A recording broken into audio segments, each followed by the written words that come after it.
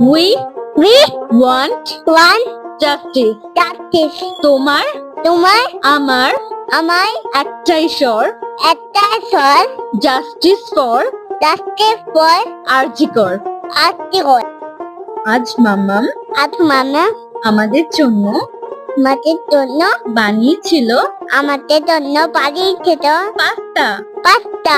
প্রথমেই প্রথমে ডিমটাকে ডিমটাকে নুন দিয়ে ফেটিয়ে নিয়ে নুন দিয়ে সেটা নিয়ে ফ্রাই করে নিয়েছে, ফ্রাই করে দিয়েছে।